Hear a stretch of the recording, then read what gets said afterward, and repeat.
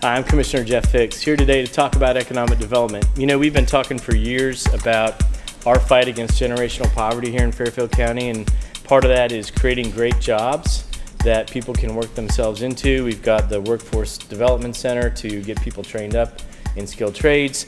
We've been working on housing, been working on transportation, working on daycare. So all those things, combined, help us fight generational poverty.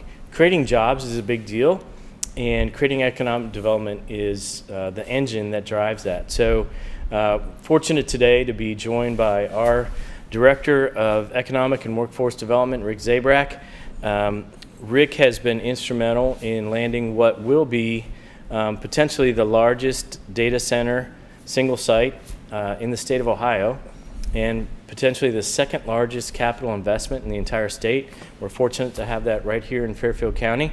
Rick, can you tell us a little bit about the data center project you've been working on? Yeah, thanks, Jeff. So Vantage Data Centers, they're a third-party data center operator. So they'll sign a contract with like a Google or a Facebook, we're not even sure who, and Vantage will be the ones hosting the actual data centers. So this project, they have one in New Albany. This is their second in the state of Ohio, and it could be as large as 7 different data centers.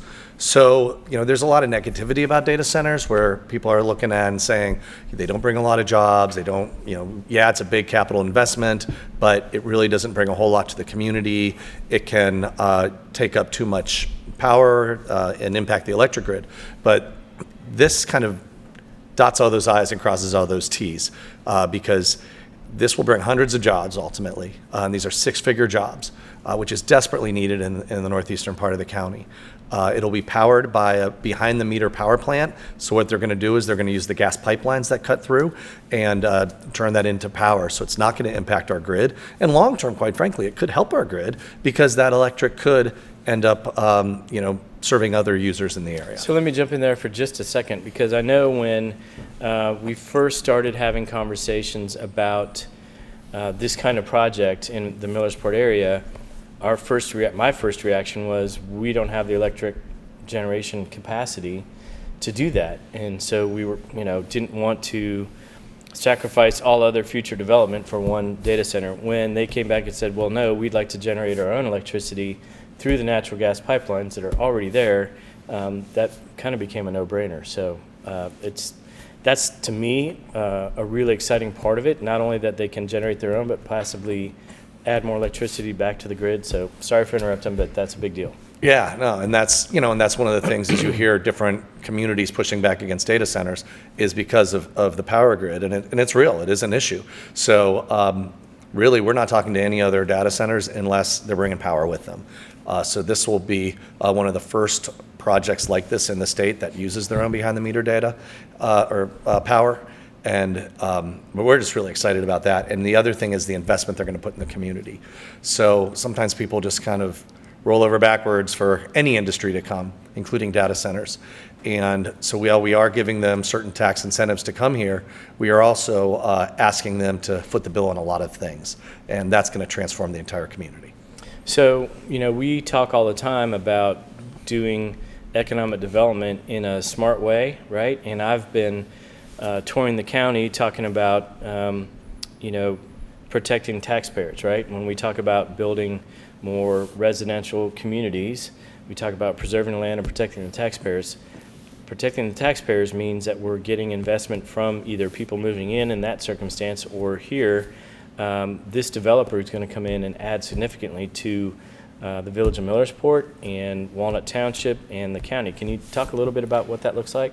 Yeah, so the guaranteed minimum for this project for the first 15 years is $17 million that will be going to the community. That is if we do not build out the way we believe we're going to build out.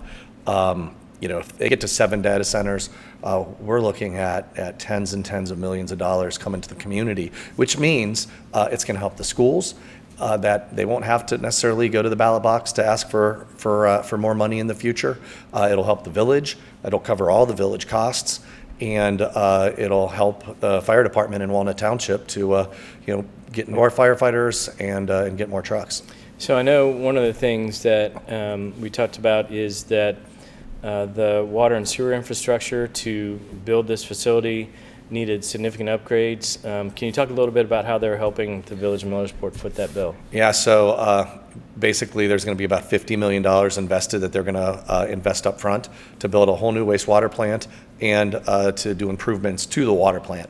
So with those two things being kind of taken off the board for future potential costs for the village, because if this isn't paying for it, somebody would have to pay for it someday.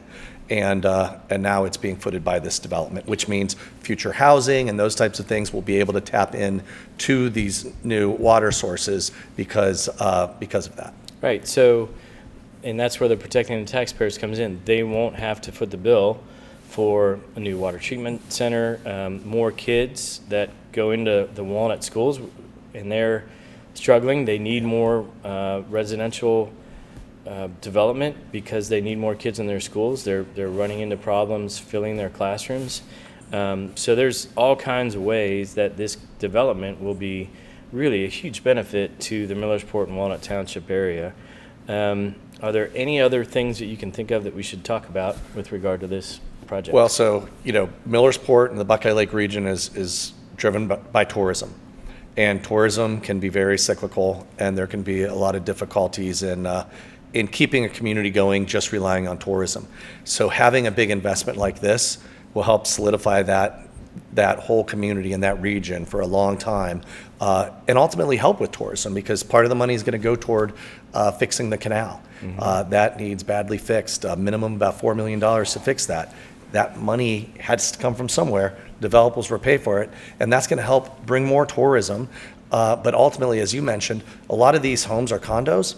We need residential homes with kids, and having these jobs there, having better wastewater and water treatment facilities, that's going to drive more of that growth. Yep, that's great. So really big thanks to Rick and Anthony Iacchini, who have poured hours and hours into this project. Shout out to the Village of Millersport. Their team there has been really working hand in hand with our economic development team. Tony Vogel from our utilities department. It's a team effort. Anytime you try to pull something this big, make it come to fruition, it takes an entire team, and our team is top notch and is making it happen. So we're really excited about this opportunity because it will bring jobs, because it's such a big investment, and because they're pouring so much back into the community. We feel like we're living up to our word that we're protecting the taxpayers and really doing things the right way. So thank you, Rick. Thank you to your team, and we're excited about where we go from here. Thanks.